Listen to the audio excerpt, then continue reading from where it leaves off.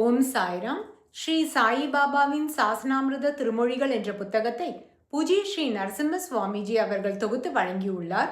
அதிலிருந்து ஸ்ரீ சாயி பாபா நானாவிற்கு அளித்த உபதேசத்தின் தொடர்ச்சியை கேட்கலாம். ஸ்ரீ சாயி பாபா நானாவிடம், சர்க்கார் அதாவது தத்தரை தரிசிப்பதை புறக்கணித்து சுற்று வழியாக நீங்கள் வருகிறீர்கள். ஏன்? அங்குள்ள மகான் ரூபாய் 300 கேட்பார் என்பதால். இதுவா என் போதனையை நினைவு கூறும் விதம்? கைவசம் பணமில்லை என்றால், உம்மால் அதற்கான ஏற்பாட்டை செய்ய முடியவில்லை என்றால், நீர் அவரிடம் உண்மை நிலைமையை சொல்லியிருக்க வேண்டும். அந்த மகான் உம்மை விழுங்கி விடுவாரா? அம்மகான் பணம் கேட்பார் என பயந்து இறைவனின் ஆலயத்தை விட்டு ஒதுங்கி மாற்று சுற்றுப்பாதையை மேற்கொள்வது எத்தகைய உத்தி? உமது கால்கள் உடம்பு முழுவதும் உமது மேதாவி நண்பரின் உடலின் பிருஷ்ட பாகத்திலும் முட்கள் தைக்கவில்லை. அத்தகைய ஒருவரிடம் நான் எப்படி பேசுவது என்றார். அடுத்த தலைப்பு, ஆணவமும் கோபமும் இன்றி பிச்சை அளிப்பது.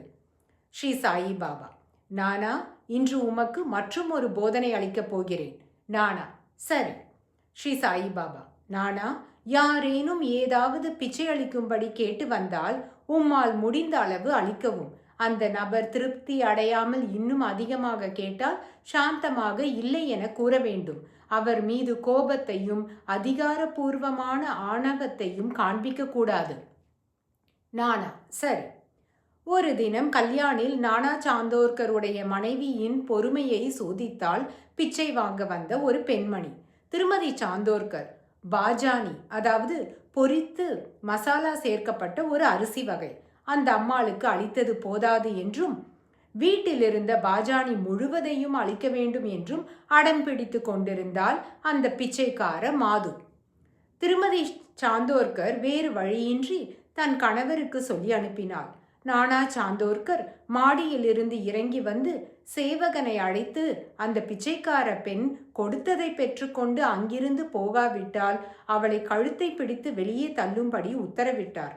சில காலம் கழித்து நானா சாந்தோர்கர் ஷீரடிக்கு வந்தார். பாபா முகத்தை தொங்கவிட்டு கொண்டு உட்கார்ந்திருந்தவர் அவருடன் பேசவே இல்லை. இதன் தொடர்ச்சி நாளை கேட்கலாம். ஓம் சாய்ராம்.